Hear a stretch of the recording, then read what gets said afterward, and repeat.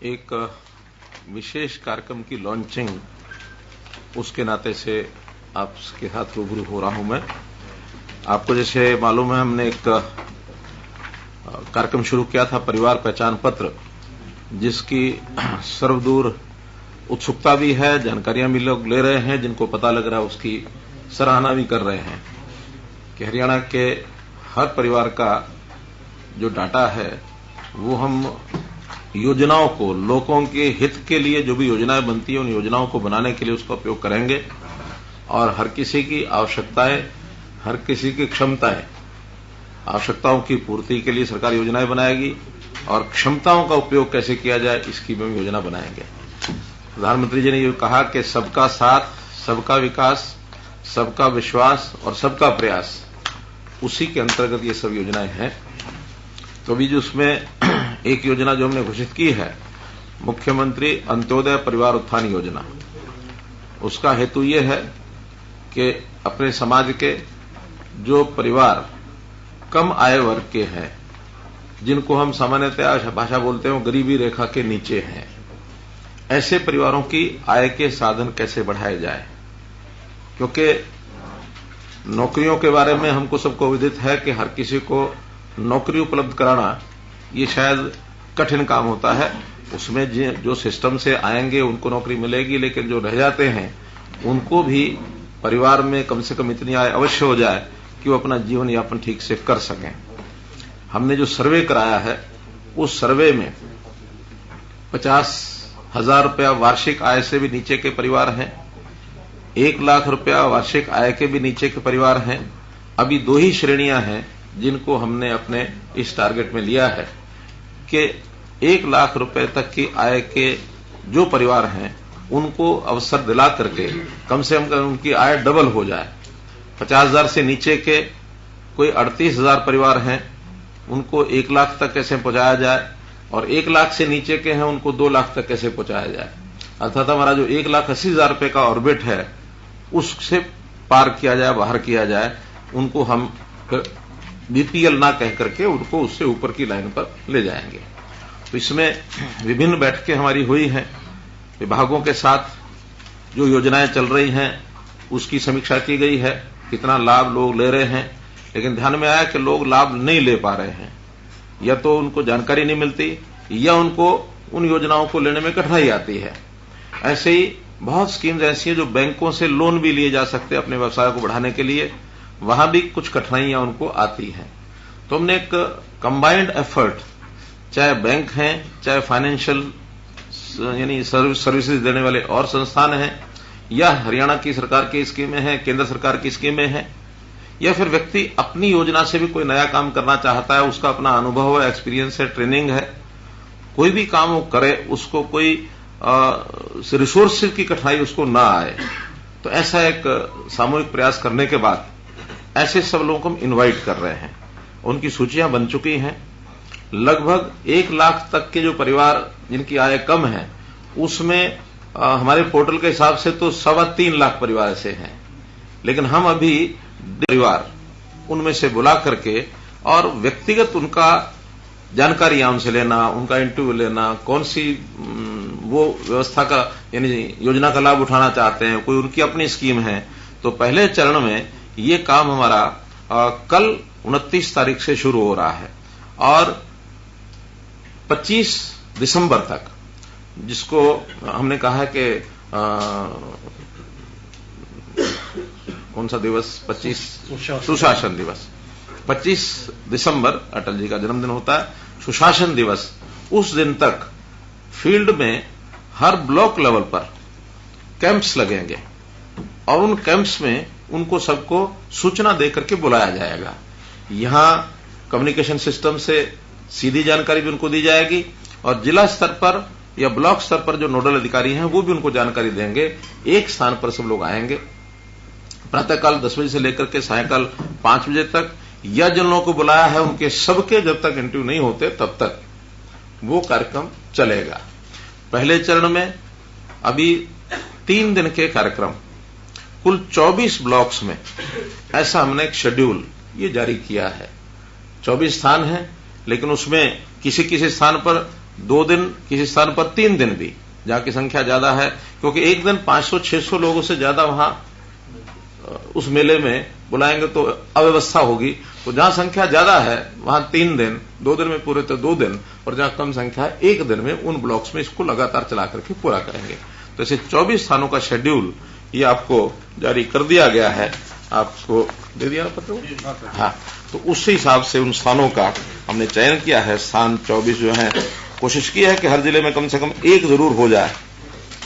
Ambala cantt है, भिवानी, फिर Faridabad corporation है, फतेहाबाद एमसी है, जाखल, फिर फर्रुखानगर, गुरुग्राम, सिसाई, हांसी और बास, जज्जर, जींद, कैथल, कुंजपुरा, थानेसर, नारनौल, नूंह, पलवल, कालका, पानीपत, बावल, रोहतक, सिरसा, गोहाना, बिलासपुर।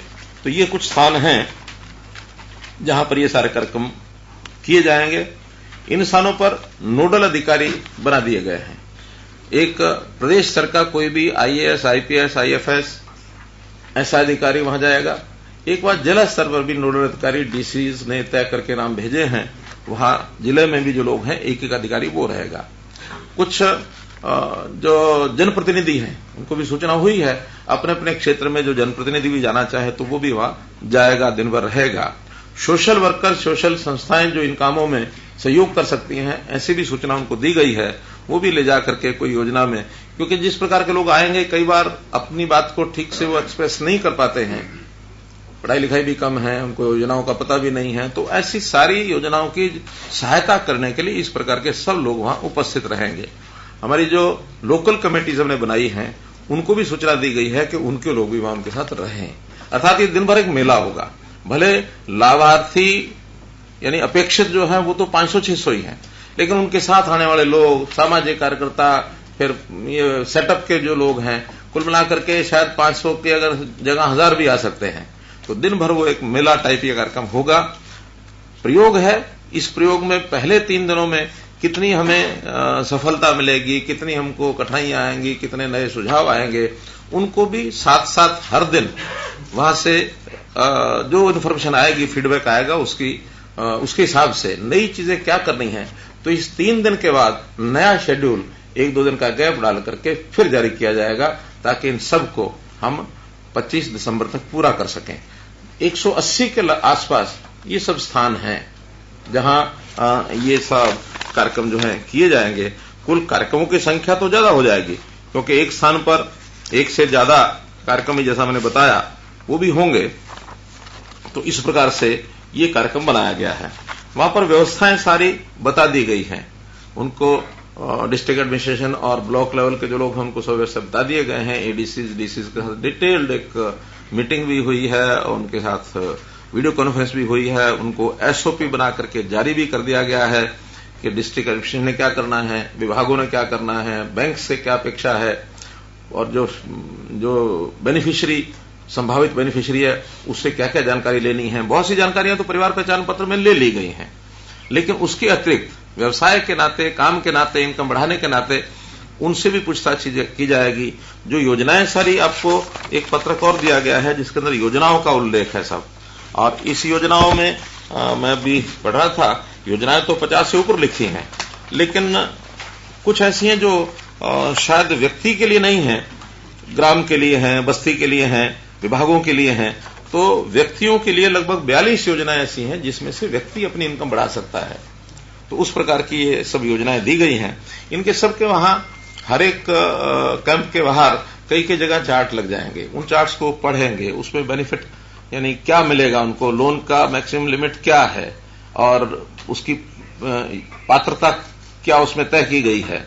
अलग अलग वर्गों के लिए, जैसे एससीज के लिए कुछ योजनाएं हैं, बीसीज के लिए योजनाएं हैं, महिलाओं के लिए हैं, दिव्यांगों के लिए हैं, गरीबी के हिसाब से कुछ हैं, कृषि की अलग हैं, उद्योग की अलग हैं, लघु उद्योग जो है एमएसएमई है उसकी अलग हैं, और स्किलिंग की योजनाएं अलग हैं। 3 महीने का स्किलिंग का कोर्स करने के बाद उनको कोई ना कोई व्यवसाय करने में आगे कैसे सुविधा मिलेगी। तो ऐसे एक मल्टीपल एक जिसको कहना चाहिए एक अफेयर्स, ये इसके अंदर बताए गए हैं। जाते ही व्यक्ति एक वेलकम डेस्क के ऊपर जाएगा, ताकि उसको कोई बात आगे कहां जाना है इसकी जानकारी नहीं है तो बता दी जाएगी। सब लिखित होगा तो भी एक वेलकम डेस्क होगा। उसके बाद 5-5 कम से कम 5-5 काउंसलिंग सेंटर्स होंगे। वो किसी भी एक काउंसलिंग सेंटर पर जाएगा, सब जानकारियां ली जाएंगी, उससे पूछताछ की जाएगी कि किस प्रकार का काम वो कर सकता है। कोई व्यक्ति खेती से जुड़ा कर सकता है, कोई पशुपालन की दृष्टि से कर सकता है, कोई मशरूम के नाते से कर सकता है, कोई दुकान बना सकता है, कोई सरकारी योजनाओं में योजना उसका लाभ उठा सकता है। तो उसी हिसाब से उन काउंटर्स पर भेजा जाएगा। उन काउंटर्स पर डिटेल्ड 5-6 लोग रहेंगे, डिटेल्ड एक जानकारी उससे लेकर के उसको रिकमेंड किया जाएगा कि हाँ ये काम ये कर सकता है। एक की बजाय 1, 2, 3 भी बताया जा सकता है, इन 3 में से भी कोई कर सकता है।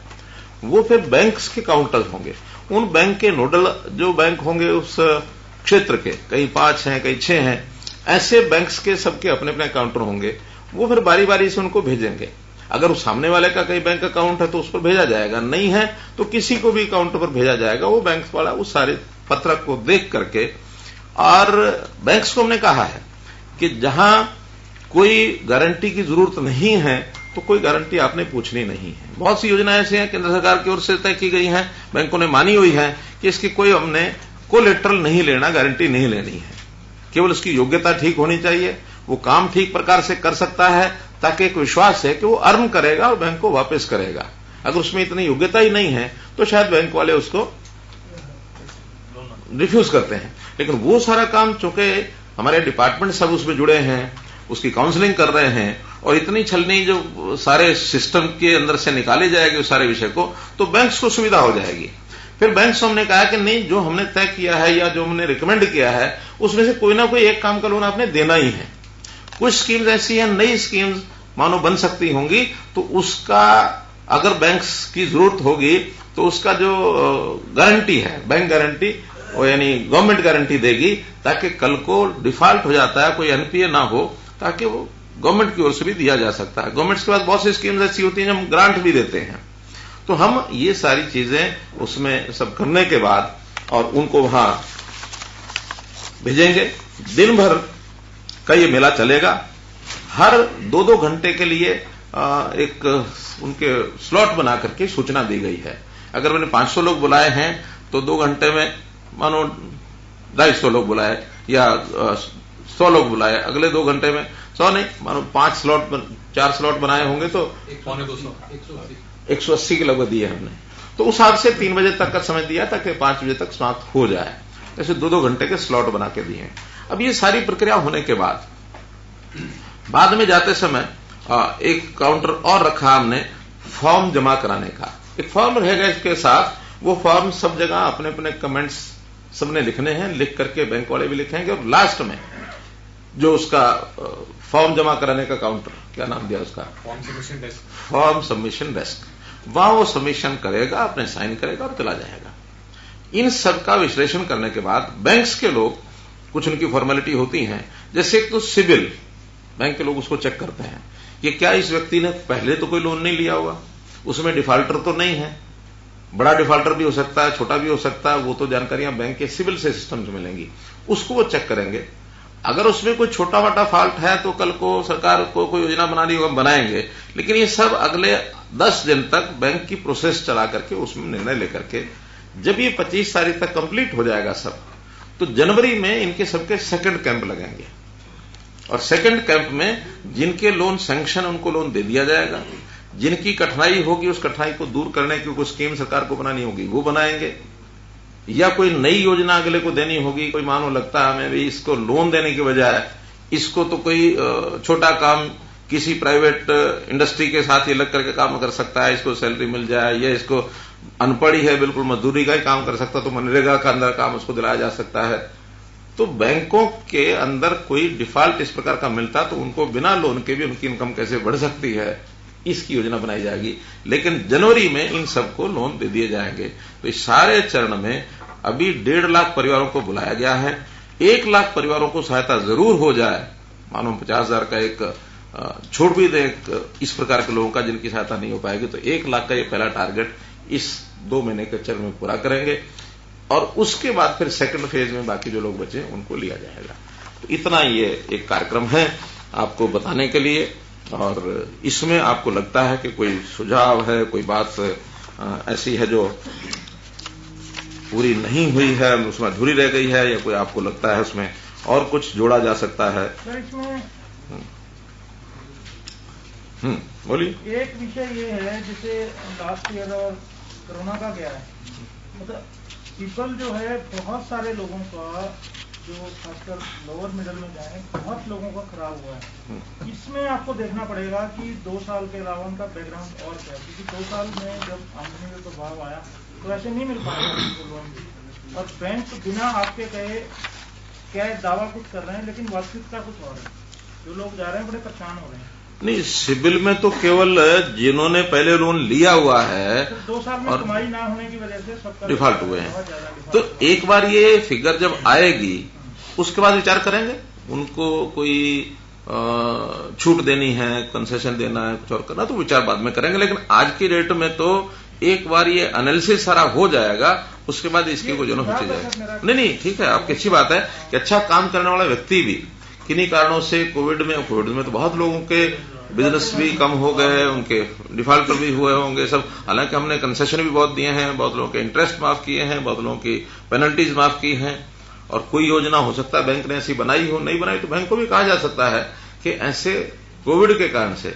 वैसे मैं कल किसी एक सज्जन से बातचीत कर रहा था, तो ऐसे ही छोटा काम वो करता है ब्याह शादी के विषय को लेकर के, तो कहता जी जितना कोविड में हमने नुकसान पाया था ये पिछले 2 महीने में ही काफी कुछ पूरा हो गया, और 2 महीने ऐसी सीजन चलता रहा तो हम कोविड वाला सारा ठीक कर लेंगे। 2 साल का सिबिल ठीक बात।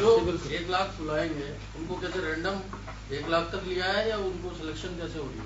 नहीं, अभी सिलेक्शन नहीं, अभी तो जो भी 1 लाख से ऊपर के लोग हैं उनमें से जिनकी वेरिफिकेशन हो गई है वो 3-3.5 लाख जो मैंने बताया उनकी भी वेरिफिकेशन चल रही है। वेरिफिकेशन होने में जिनका एक्चुअल में 1 लाख से कम है उनको हमने सबको बुला रहे हैं। 3-3.5 लाख के बाद बहुत लोगों की भी वेरिफिकेशन पूरी नहीं हुई है। वेरिफिकेशन होते होते हो सकता है 2 महीने में ये काम पूरा हो जाए, उसके बाद फिर 1-1.5 लाख और निकलेंगे। वो बुलाएंगे हम सबको, ये सहायता सबको देनी है। बैंक वालों से की ओर से कोई मनाही नहीं है, वो कहते हैं ठीक व्यक्ति को लोन देने की हमें कोई आपत्ति नहीं है, हमारा सारा, और कुल मिलाकर के कोई बहुत बड़ी अमाउंट जाएगी ऐसे नहीं।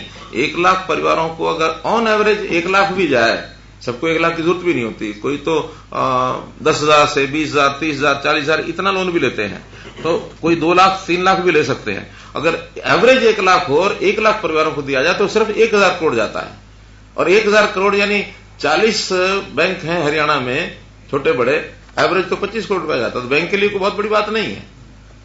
तो ये वो तो कहते हैं और इससे डबल भी लाएंगे, हमारा पैसा तो डूबना नहीं चाहिए, एनपीए नहीं होना चाहिए, उनको एक ही गारंटी चाहिए, पैसा जितना मर्जी दिला सकते हैं उनको। सरकार की मंत्री परिवार उत्थान योजना जो आपकी है, ये परिवार पहचान पत्र के डाटा के साथ जुड़ी हुई है। परिवार पहचान पत्र की आईडी अभी तक प्रदेश में कितनी बन चुकी है सर? आंकड़ा क्या है, कितनी आईडी बन चुकी है, और अभी भी कुछ लोग परिवार पहचान पत्र नहीं बनवा रहे हैं, तो कारण क्या है सर? कुछ लोगों में ये जो डर है कि अगर अपने परिवार पहचान पत्र बनाए तो हमारे इनकम सोर्स का पता लगेगा, हमें सरकार से कोई बुढ़ापा पेंशन या कोई सुविधा मिल रही है वो बंद हो जाएगी, तो ये इस तरीके की भ्रांति है। नहीं, आप जो कह रहे हैं उसमें कोई गलती भी नहीं है और उसमें कोई हमारा गलत उद्देश्य भी नहीं है। आखिर सब जानकारियां सरकार के पास होनी ही चाहिए। कोई व्यक्ति अच्छा पैसा कमा रहा है और उसको छुपा करके और सरकार की योजना का लाभ ले रहा है, तो वो ले रहा है, इसका इनडायरेक्टली असर क्या जा रहा है कि जिसको मिलना चाहिए उसको नहीं मिल रहा है, किसी का हिस्सा मारेगा खुद लेगा। तो ये चीजें हमको एक उसकी उद्देश्य अल्टीमेटली तो ये है ही है कि पात्र व्यक्ति योजनाओं का लाभ ले, अपात्र व्यक्ति न ले। तो इसलिए वो बहुत सारी समस्याओं का धीरे धीरे पटाक्षेप हो रहा है। बहुत ऐसे विषय हमने देखा है कि जब जीएसटी का इरा शुरू हुआ था तो जीएसटी लोगों ने क्यों उसका विरोध किया था, यही कि सारी चीजें बतानी पड़ेंगी। अब वो उस समय विरोध करने वालों ने किया, लेकिन जीएसटी लागू हो गया। आज वही लोग प्रसन्न है, वही लोग कहते नहीं अच्छा हो गया, 2 भैया नहीं बनानी पड़ती, एक ही वही से काम चल जाता है। तो इसलिए ये शुद्धता जीवन में आनी चाहिए। अब इसमें आएगी सहज सहज। अगर हम कोई दंडात्मक कार्रवाइयां शुरू कर देते हैं तो फिर तो जनता में रोष ज्यादा आता है। अब उनका भय है जब चीजें अच्छी शुरू हो जाएंगी तो उसमें से लोगों को चयन करना पड़ेगा कि ये अच्छा है कि ये अच्छा है। तो अच्छा तो निश्चित रूप से परिवार पहचान पत्र के साथ, और ये परिवार पहचान पत्र के साथ जुड़ के ही ये सारी बातें चलेंगी, उसमें ही सारा डाटा मिलेगा। इनकम वेरिफिकेशन भी उसी में से होगी, परिवार के कितने सदस्य हैं, कौन कौन पढ़े लिखे हैं, कौन क्या काम कर सकते हैं, वो सारी चीजें, पहले से व्यवसाय क्या है, पैतृक व्यवसाय के हिसाब से भी कई बार पता लगता है कि जैसे मानो पिता किसान है, बेटा अभी बेरोजगार है, तो कृषि से जुड़े काम वो बहुत आसानी से कर सकता है। और कम से कम 15-20 योजनाएं तो ऐसी हैं जो कृषि से जुड़ी हुई है।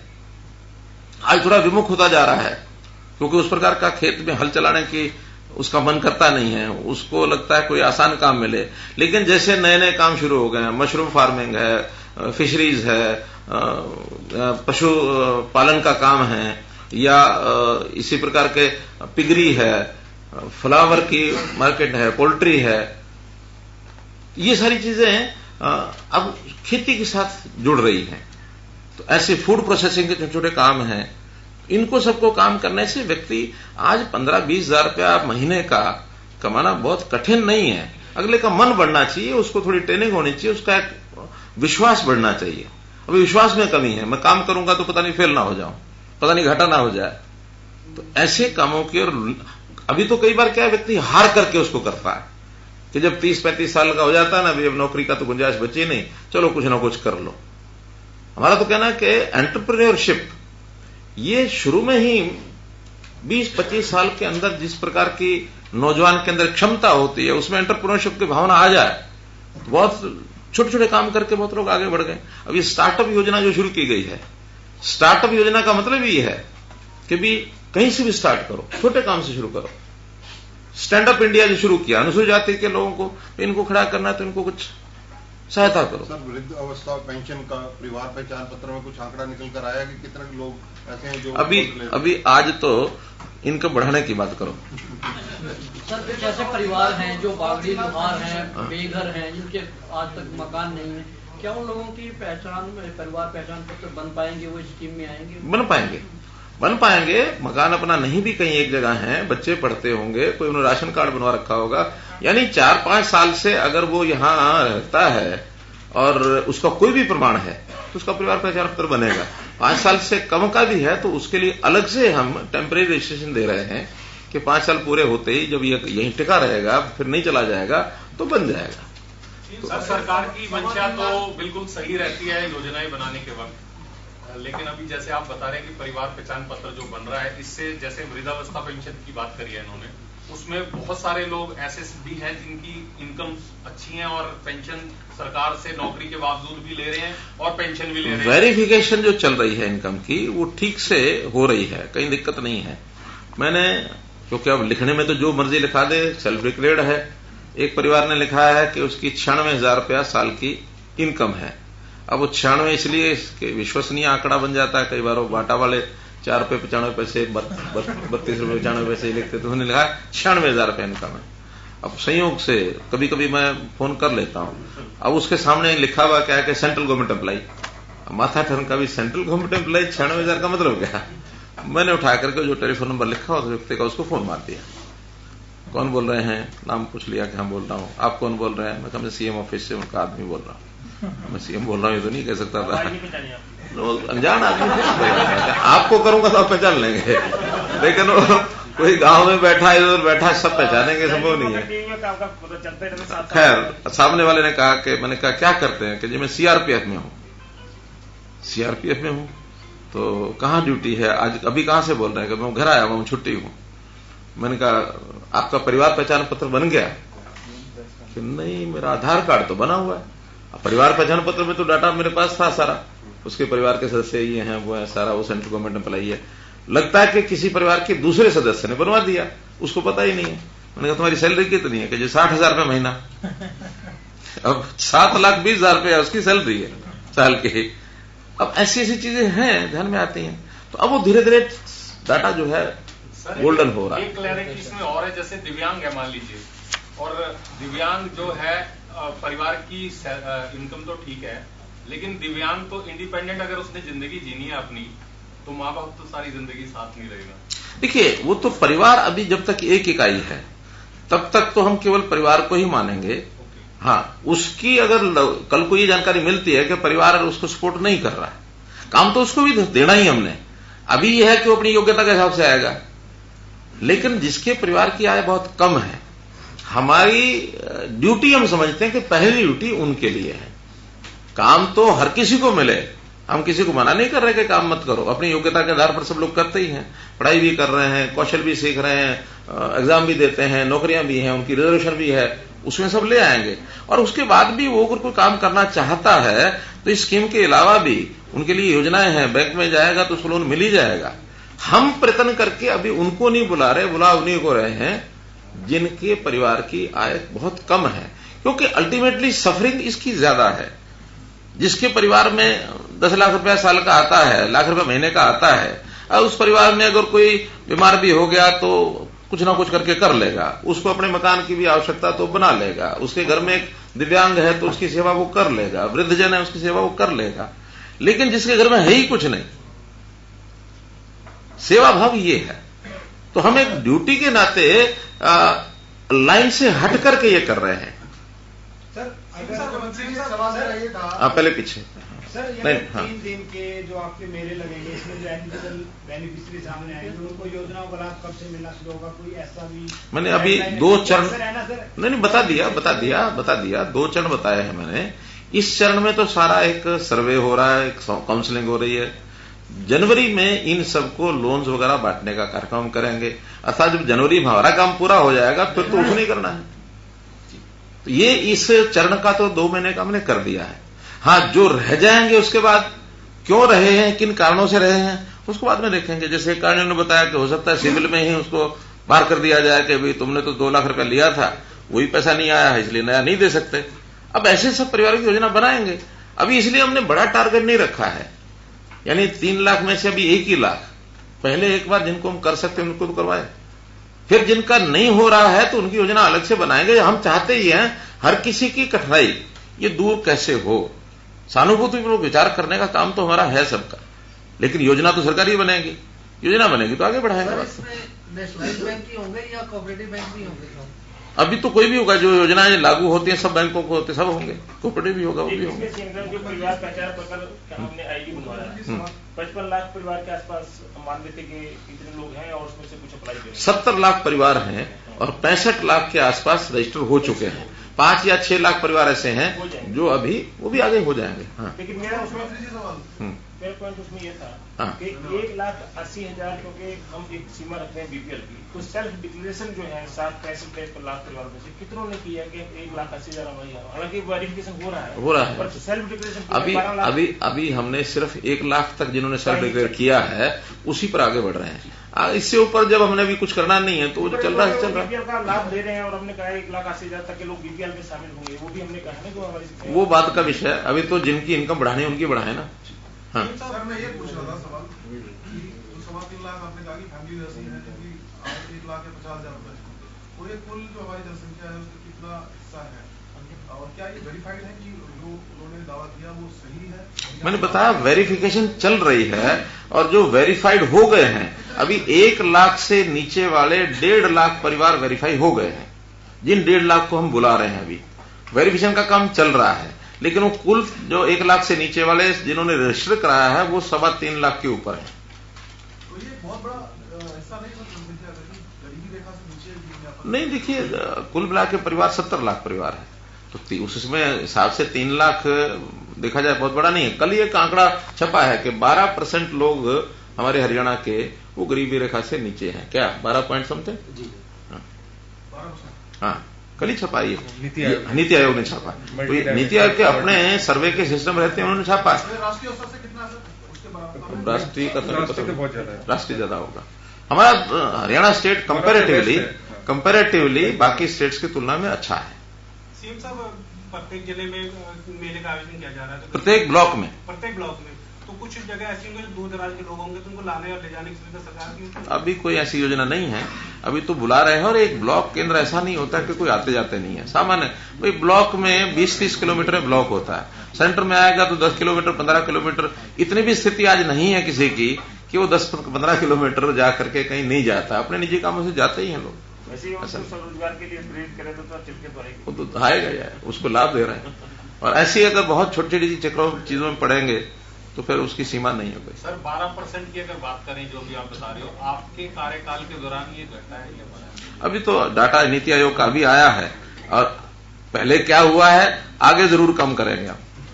निश्चित करेंगे। सर एक सवाल है, जिस तरीके से आप लोन देने की बात कर रहे हैं, जिनको लोन मिलेगा क्या उनके फर्स्ट 6 मंथ का EMI जो होगी वो वेव ऑफ होगी या नहीं होगी? बिकॉज ये लोग पहले से ही हैंड टू माउथ है। अब जिसकी 1 लाख तनख्वाह है, सालाना इनकम है, अब वो 8,000 9,000 कितना कमा रहा है, अब वो 6 महीने तक अगर उसको वेव ऑफ होता है उसके बाद कुछ पैसा कुछ आमदनी जुड़ेगी। ऐसा बहुत सारी स्कीमें पहले ऐसी बनी हैं, उसमें से आदमी बढ़ता नहीं है आगे।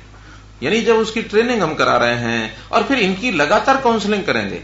आज लोन देने के बाद भी सब परिवारों को काउंसलिंग की, उसको ये काम करने के लिए कहा था, काउंसलिंग हुई थी, तो हम उस सारा नेटवर्क में उसको लाएंगे ताकि उसके काम का ध्यान भी रख सके। आज क्या होता है, परिवार की फाइनेंशियल मैनेजमेंट ये अच्छी नहीं है, कमाई कम है ऐसा नहीं है। किसान हो, मजदूर हो या दुकानदार हो या कोई भी हो, बहुत अच्छा कमाने वाले भी शाम को बस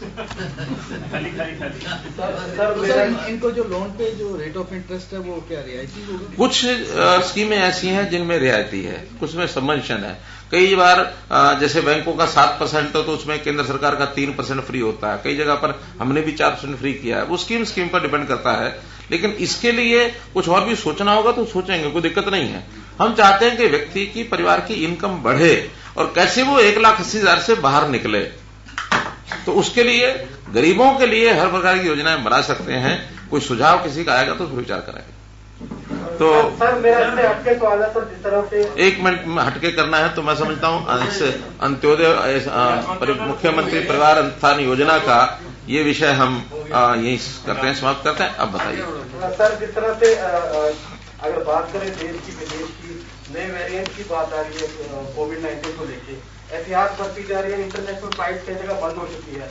अगर राज्य की बात करें, क्या एहतियात बरती जाएगी? कोई एडवाइजरी जारी करने का विचार है सर पूरे मुद्दे को? देखिए, अभी हर 15 दिन बाद ये एडवाइजरी हमारी होती है। सुरक्षित हरियाणा क्या है, महामारी अलर्ट सुरक्षित हरियाणा, और 15 दिन वाला जो है, आज संडे है ना, कल सुबह से लागू हो गया, कल वो आ गया है। तो बहुत सुझाव आए थे कि इसमें ढील करो, इसमें ढील करो, इसमें ढील करो। लेकिन इस नए वेरिएंट के कारण से हमने पिछले बार वाला जो भी सूचना थी उसी को रखा है। अभी कोई ढिलाई और नहीं बरती है। केवल ये बड़ी बड़ी गैदरिंग्स, मेले वगैरह हैं, इसमें हमने डिप्टी कमिश्नर को ऑथराइज किया है कि कहीं पर्टिकुलर कोई मेला हो उसकी परमिशन देते समय जितनी इंस्ट्रक्शंस दी हुई है पहले की, वो प्रिकॉशंस बर्थ करके उनको इंस्ट्रक्शन दे सकते हैं। जैसे पिछली बार मुझे याद है कि यमुनानगर के डीसी ने कपाल मोचन मेले की परमिशन दी थी और सारी व्यवस्था वहां की थी। मैं स्वयं वहां गया, जा करके वहां आया, देखा है।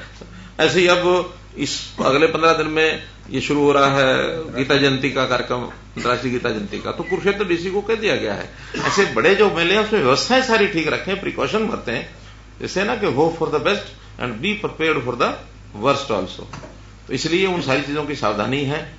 और हम अभी जैसे रोजाना के आंकड़े हम देख रहे हैं तो कोई ऐसा वेरिएंट हरियाणा में तो अभी ध्यान में नहीं आया है, लेकिन संख्या जो है वो लोवेस्ट 95 गई थी, अभी 140 के आसपास है। तो 140, 95, ये 50 की संख्या है। 2-3 जिले ऐसे हैं जहां डबल डिजिट में है, बाकी 8 जिले ऐसे हैं जहां 0 हो चुका है। तो ऐसे 12-13 जिले ऐसे हैं जैसे कहीं 1, कहीं 2, कहीं 4, कहीं 5 ऐसे केसेस हैं। मैं रोजाना उसको ऑब्जर्व करता हूं, देखता हूं कि आज कहां केसेस बढ़ गए, कहां घट गए। कहीं भी अलार्मिंग पोजीशन ध्यान में आएगी तो immediately we would be on our heels. Sir, जिस तरह से प्रधानमंत्री महोदय ने बैठक करी है कल और सारे प्रबंध जो स्वास्थ्य की दृष्टि से थे मैक्सिमम, क्या हरियाणा ने कोई ऐसा प्लान किया है कि आने वाले दिनों में बैठक बुलाई जाए अस्पतालों में? क्या व्यवस्था, क्योंकि जिस तरह से कोरोना फैला हो तो सबको अभी तक हमारा हेल्थ डिपार्टमेंट है, ये रेगुलरली उसको सारे को ऑब्जर्व कर रहा है। कोई अलार्मिंग पोजीशन आएगी तो फिर हम चीफ सेक्रेटरी लेवल पर, जैसे पहले बीच बीच में अपने मीटिंग्स करते थे, तो ऐसा कोई भी अगर विषय आएगा तो जरूर करेंगे। अभी तो हेल्थ डिपार्टमेंट जो है रेगुलर मॉनिटर उसकी कर रहा है। सर, एचपीएससी का जो पूरा मैटर जिस तरीके से सामने आया है, उसमें कुछ बातें सामने आई कि जब ये पूरी कार्रवाई करनी थी उस वक्त विजिलेंस चीफ जो है उन्होंने आपसे भी बात की। सिलसिलेवार तरीके से आप बता सके आपने किस तरीके से जीरो टॉलरेंस को इसमें कराया, किस तरीके से आपने आदेश दिए इस पूरे प्रकरण में, इसकी शुरुआत होनी चाहिए? देखिए, कुछ बातें तो ऐसी होती हैं इन्वेस्टिगेशन के दौरान खुलासा नहीं किया जाता है, लेकिन जो बातें विजिलेंस की सारे विषय में ओपन करता है, जो उन्होंने ओपन कर दी वो मैं बता सकता हूं।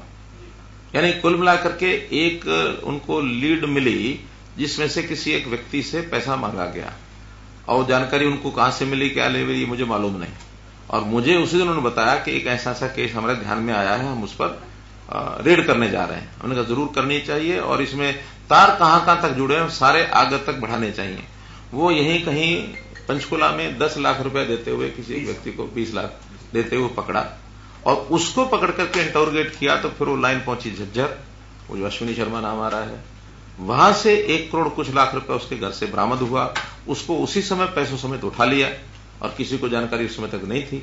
और उठाने के बाद उसको इंटरोगेट किया, तो उन्होंने कहा कि ये पैसे मुझे डिप्टी सेक्रेटरी है उसको पहुंचाने हैं। उनका कैसे पहुंचाते हो, कि मैं हमेशा फोन करके उनको बताता हूं, जहां वो कहते हैं वहां पहुंचा देता हूं, यानी करो फोन। उससे फोन किया गया, तो फोन किया तो उसने कहा कि अभी तो मैं ऑफिस में बैठा हूं, और पहले जब पैसे उसने लिए ऑफिस में कभी नहीं लिए। उसने कहा कि अभी ले आओ, ऑफिस ले आओ। तो ये 2 ब्रीफ केस में ले जाकर के, एक अलग आदमी दूसरा अलग आदमी, तो इसके ऊपर सारा उन्होंने ट्रैक किया, ऑब्जर्वेशन की, और जब दूसरा उनको बैग दिया तो उसी समय उसको रंगे हाथों पकड़ लिया गया, और वो पैसे बरामद किए। उस दिन से वो भी अंदर है। फिर उसको इंटरोगेट करने के बाद कोई तीसरा स्थान, क्या नाम बताया था, हाँ उसका दोस्त, तो वो घर कोई उसके घर गए, वहां से फिर पैसे बरामद किए। ऐसे लगभग 4 करोड़ रुपए के आसपास इंटरोगेशन में, 3 करोड़ 60 लाख, चलो 3.64 मतलब एकदम एग्जैक्ट तो मैं तो ना देखे हैं ना मुझे मालूम है, लेकिन इतना जो जानकारियां मिली हैं वो यहां तक मिली हैं। उसका अब जो जुडिशियल कस्टडी में है, सारे विषय आगे बढ़ेंगे, चलेंगे, और ये सारे लिंक कहां तक है, कैसे हैं, उन सब चीजों की जानकारी जैसे जैसे मिलती जाएगी वैसे वैसे कार्रवाई करेंगे। हमने पूरी छूट विजिलेंस को दी है, और विजिलेंस ने कहीं लापरवाही नहीं बरतनी है, कहां तक चीज पहुंचती है वहीं तक पकड़ेंगे। लेकिन ये जो सारे गिरोह हैं ये बहुत डीप रूटेड हैं, बहुत पुराने हैं, और जानकारियां तो ये हैं कि 20-20 साल से इनके गिरोह बने हुए हैं, और एक सिस्टम से काम करते रहे हैं। अब हमने चूंकि उसको क्रैक करना शुरू किया है, पहले आपने देखा पेपर लीक आउट में 48 लोग उस समय पकड़े गए थे, और इस समय जो पकड़े गए हैं और भी इसमें अगर ध्यान में आएंगे तो उनको सबको पकड़ेंगे, किसी को छोड़ा नहीं जाएगा। कोई जानकारी किसी के पास हो वो हम तक पहुंचाए। मैंने अपने विपक्ष के मित्रों को भी कहा है कि अंधेरे में तीर ना मारें, जानकारी हो तो हमको बताएं, हमें ना बताएं। मान लो उनको लगता है कि हमारे तो पॉलिटिकल इंटरेस्ट इसमें जुड़े हुए हैं कि हम सत्ता पक्ष को ना बताएं, तो भाई विजिलेंस को बता दो, नहीं तो पुलिस को बता दो, और वहां तक भी ना जाओ तो सीधे कोर्ट में बता दो। कोर्ट में भी जाके बताया जा सकता है कि हमारे पास ये एक इन्फॉर्मेशन है, आप आदेश करिए इनके खिलाफ FIR कराई जाए, कोर्ट से ऑर्डर लेके आ सकते हैं। तो इसलिए कहीं कोई किसी को संकोच करने की जरूरत नहीं, हिम्मत करने की जरूरत है। जो हिम्मत करेगा वो ये काम करेगा, और केवल थोथे तीर, फोके तीर ये चलाएंगे तो वो राजनीति हो रही है। एक करके हाँ। सर आपका उसमें कह रहे थे कि वो पैसे की बरामदगी मुख्यमंत्री कह रहे हैं कि ऑफिस से नहीं हुई है। देखिए मैंने दोनों बातें आपको बता दी हैं। वो वीडियो जिस दिन यहाँ थी मीटिंग हमारी हाई पावर परचेज कमेटी की, यहीं नीचे ही बात हुई थी वाइट में, तो उन्होंने मुझे कहा कि ऑफिस में पकड़े गए हैं। मैंने कहा घर से पकड़े गए हैं। अब वास्तव में तो घर से ही पकड़े गए थे, ऑफिस में तो बाद में ट्रैक करते हुए वहां पहुंचे, और ये अगले दिन मैंने सारा खुलासा कर दिया, बता दिया। तो बात मेरी भी ठीक है, बात उनकी भी ठीक है। मैं ये कहूं दोनों की गलत है, ठीक नहीं है, उनकी भी ठीक है, मेरी भी ठीक है। तो इसलिए किसी को बचाने की आवश्यकता नहीं है। वो तो उस ट्रैप में ऑफिस में पहुंचे, पहले कभी उसने पैसे ऑफिस में नहीं लिए, संयोग से जब उन्होंने फोन करा लिया, हो सकता आगे पीछे फोन करते हो, ऑफिस में नहीं करते हो, वो चूंकि ऐसा समय था जब ऑफिस में बैठे थे उनका यहीं ले आओ। अब लालच तो लालच है, उसको लालच है, पता नहीं बाद में आए ना आए। एक मिनट, हाँ पीछे एक सवाल है सर इधर, एक मिनट। सर जो डिप्टी सेक्रेटरी का जो पद है, इससे पहले बता रहे थे कि ये पद भी क्रिएट किया गया, अभिनंदन को यहाँ बिठाया गया, और इतने बड़े मंसूबे कैसे हो सकते हैं कि HPSC के दफ्तर में 2 अटैचमेंट के पैसे बना दिए जाए एक डिप्टी सेक्रेटरी। मैंने बताया ये तो सडनली, चूंकि उसी समय का ऑपरेशन विजिलेंस ने करना था, और उसके मन में आया कि ठीक है अगला भेज रहा तो मैं ले लूं, तो छूटे थोड़े कहीं गए थोड़े ही वो। और कोई घटना इस प्रकार की ऑफिस में कभी आज तक हुई नहीं, क्योंकि वो उस दिन उस ट्रैप में आए थे, आ गए, और वो उन्होंने कर लिया वहां। उसमें क्या ये दोनों संस्थाएं हैं, HPSC है चाहे SSSC है, तो इसमें कुछ लोग मान लीजिए अपने मंसूबे जैसे 20 साल से आप बता रहे हैं, तो कुछ लोग अपने किसी सिंडिकेट के तहत वहाँ डेपुटेशन करा के चले जाते हैं, तो कोई मैकेनिज्म इन फ्यूचर होगा कि वहाँ अच्छी छवि के लोग बैठे हैं? और इससे भाई अगर कोई आपका सुझाव है कि ये मैकेनिज्म हो सकता है तो उसको फॉलो करेंगे। हम तो अपने तरीके से जिसके बारे में ये होता है कि अच्छा आदमी है, ईमानदार आदमी है, चाहे वहां मेंबर्स हैं चाहे वहां अधिकारी हैं, वो ठीक लगने चाहिए। अब उस असेसमेंट में किसी का रिकॉर्ड गलत होगा तभी तो हमको पता लगा इसका रिकॉर्ड गलत है। किसी के रिकॉर्ड के बारे में आया कि ये तो अच्छा रिकॉर्ड है, अब उसके अंदर क्या है। अब आज इतने सारे हम लोग बैठे हैं, बाहर तो जो बोल रहे हैं सब सुन रहे हैं, जो प्रश्न है वो भी आ रहे हैं, सब जा रहे हैं, लेकिन अंदर किसके क्या है न मैं जानता ना आप जानते। सर ये एग्जाम जो क्वेश्चन वर्क में आए क्या दोबारा होंगे या ये एज इट इज? ये अब कमीशन फैसला लेगा कि उसका लाभ किसको मिला, किसने लिया किसने नहीं लिया। अगर उसमें से लाभार्थी इस नकल के कारण से कुछ ज्यादा हुए तो उस हिसाब से निर्णय लेंगे, और इसके कारण से लाभार्थी कोई नहीं हुआ, क्योंकि जब से हमने ये शुरू किया है मिशन मेरिट, इसके बाद भी एक मानस जो बना हुआ रहता है, बहुत अच्छा मेरिट वाला भी, उसको भी लगता है हूं तो मैं होशियार, लेकिन फिर भी पता नहीं हो गया कि नहीं होगा। कोई मिल रहा है, गारंटी दे रहा है, तो चल भाई दे दो, उसको भी दे दो। ये विषय कई जगह ये भी चलते हैं, और इसमें कितने लोगों के पैसे गए और कितने लोगों को उसमें से अपने आप नौकरी मिली, कितनों को इसके कारण से मिली, इसके सारे प्रबंध हमने जितने किए मैं तो बता सकता हूं। ग्रुप सी और डी में इंटरव्यू खत्म किया, आखिर इंटरव्यू लेने वाला ही तो लाभ दे सकता है उसको, एग्जाम तो किसी और ने लेना। इंटरव्यू वाला जिसके मन में है, जिसके मन नंबर दे दिए, क्योंकि हमने तो एग्जाम के बाद इंटरव्यू समाप्त किया। एक समय ऐसा था कांग्रेस ने तो इंटरव्यू रख लिया, एग्जाम समाप्त कर दिया, ये किया ना, हाँ कि इंटरव्यू रख लिया, एग्जाम खत्म कर दो। अरे भी उसका सामने वाले का पता तो एग्जाम में लगेगा, इंटरव्यू का पता लगेगा। इंटरव्यू में तो पता लगता है इंटरव्यू लेना कितने देना कितने नहीं। 28-30 नंबर इंटरव्यू के, बाद में 20 हो गए। फिर हाईकोर्ट सुप्रीम कोर्ट ने निर्णय दिया कि नहीं 12.5 से ऊपर नहीं होने चाहिए। हमने उनके 12.5 एचपीएससी के 12.5% किए, और फिर उनको और कहा कि भी इसमें हम कैसे डिस्क्रिशन कम कर सकते हैं। डिस्क्रिशन पहले होती थी एक ही मेंबर की, तो उन्होंने फार्मूला अपना निकाला, एक मेंबर के हाथ में है, क्वेश्चन पूछने वाले 4 लोग हैं लेकिन नंबर देने वाला एक है, तो उसके मन में जो उबाल उठ गया, दे दिया।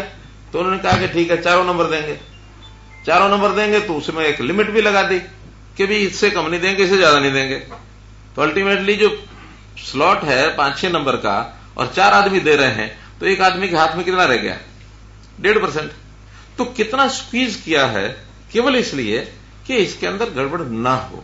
हां हमने जो किया इसके अलावा कि गरीब आदमी है जिसके परिवार में एक भी नौकरी नहीं है, उसको थोड़ा सा प्राथमिकता दी जाए, और घोषणा करके दी, नियम बना के दी, कोर्ट से पास हुआ कि इनको 5% एक्स्ट्रा दे दो।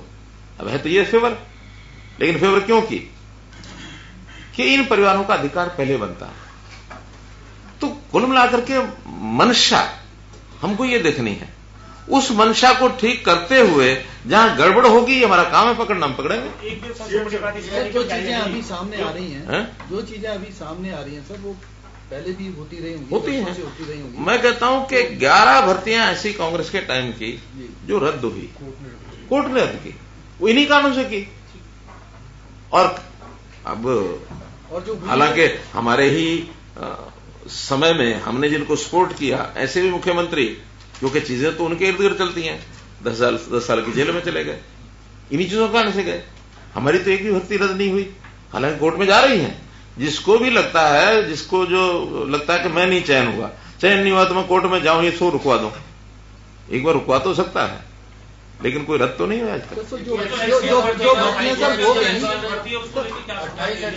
तो उनकी स्क्रूटनी की भी व्यवस्था है, जो हो चुकी है सर, भर्तियां हुई जो, उनकी भी कोई स्क्रूटनी होगी। देखिए जहां कहीं कोई शंका आएगी, कोई विवाद आएगा, कोई लगता है गड़बड़ हुई, उसकी स्क्रूटनी करेंगे। हम यूं सारी हम 80,000 की 90,000 की स्क्रूटनी का अर्थ क्या है, कोई अर्थ नहीं है। पिछली सरकार नहीं, देखिए उसमें भी कोई शिकायत आएगी, अदरवाइज फिर आप ही लोगों में से कहेंगे कि पॉलिटिकल वेंडेटा है।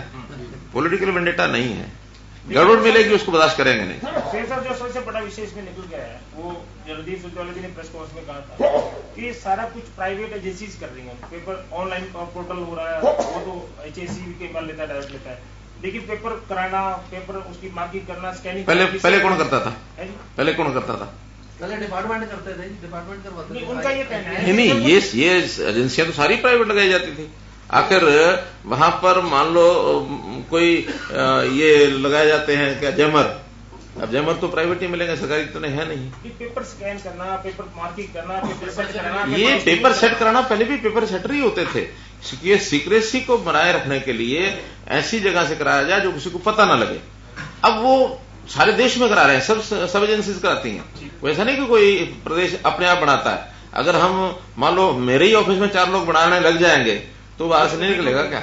या ये आईएएस लॉबी के लोग बनाने गए, इनके क्लर्क वो क्या बाहर नहीं निकाल देंगे क्या? व्यवस्था जारी रहेगी ना अभी तो। प्राइवेट सीक्रेसी को बनाए रखने के लिए जो बढ़िया से बढ़िया होगा वो करेंगे। क्योंकि अखबार में ये छपा था कि मुख्यमंत्री जो है वो उन्होंने निर्देश दे दिए हैं कि इसको सबको बंद कर देंगे, सब कुछ अपना छपवाएंगे, ऐसा कुछ अखबार में। अब वो कहने वाले छापने वालों पर तो मेरा कोई बस चलता नहीं है। कोई कुछ भी कह दे, कोई कुछ छाप दे। STS का जो मामला है, जो इस दौरान 28 STS का मामला है, उस पर क्या फैसला होगा? ये कोर्ट का उसमें चल रहा है, कोर्ट क्या निर्देश देता है उस पर देखेंगे। पीछे हाँ। सीएम साहब, मेरे 2 सवाल है। एक तो तीनों कृषि कानून जो है वो वापस होने का ऐलान प्रधानमंत्री ने कर दिया है, कल लोकसभा में आ जाएगा, लेकिन धरने प्रदर्शन जो है वो अभी तक चल रहे हैं, इस पर आपका क्या कहना है? देखिए, मेरा कुछ कहना नहीं है, ये तो जो धरने प्रदर्शन कर रहे हैं कहना तो उन्हीं का चलेगा। हाँ, शांति बनी रहे, लैंड ऑर्डर न बिगड़े। सर, एमएसपी को लेके जैसे भी आपकी मीटिंग हुई थी, तो एमएसपी पे अगर कुछ फसलें किसके साथ मीटिंग हुई थी? प्रधानमंत्री मैं स्पष्ट कर चुका हूं कि प्रधानमंत्री जी के साथ इस विषय पर कोई बात नहीं हुई। नहीं, उसमें फसलें अगर एमएसपी के अंदर कुछ और जोड़ दी जाए, सारों पे ना दिया मैंने जाए। बताया इस विषय में अब अंतिम यही है कि एक कमेटी बनाएंगे, उस कमेटी में जो वैज्ञानिक हैं कृषि के उनको भी रखेंगे, कृषि की अर्थव्यवस्था देखने वाले जो एक्सपर्ट हैं उनको भी रखेंगे, आंदोलनकारी जो किसान हैं उनको भी रखेंगे, केंद्र सरकार के लोग भी रहेंगे, प्रदेशों से भी कुछ जनप्रतिनिधि लाएंगे। ये घोषणा उनकी है और ये कमेटी कभी भी घोषित होगी वो बैठ के विचार करेगी, जो करेगी करेगी। पीछे आपको लगता नहीं सर कि किसानों को अब जाना चाहिए, धरना प्रदर्शन? मैंने तो अपील कर दी। मेरा सवाल यह था कि आरएसएस प्रमुख का एक बयान आया है कि हिंदुओं की ताकत भारत के अंदर जो है वो खत्म हो रही है, आप और अगर भारत को भारत रहना है तो हिंदुओं को हिंदू रहना पड़ेगा। संघ का स्पोक्स पर्सन कोई होगा तो वो बताएगा। कैबिनेट विस्तार का क्वेश्चन है सर, मेरा काउंटर क्वेश्चन है। कृषि संगठनों ने केंद्रीय कृषि मंत्री के साथ एक सवाल उठाया है कि आंदोलन के दौरान जितने भी मुकदमे उन पर दर्ज हुए हैं, तो कृषि मंत्री ने कहा कि इसका जो जिम्मेवारी है उत्तरदायित्व राज्य सरकार को दे दिया है। तो क्या हरियाणा सरकार इन मामलों को रद्द करेगी? जब ये सारा विषय फाइनलिटी की ओर जाएगा और केंद्र सरकार क्या कहेगी, हम देखेंगे। Sir, cabinet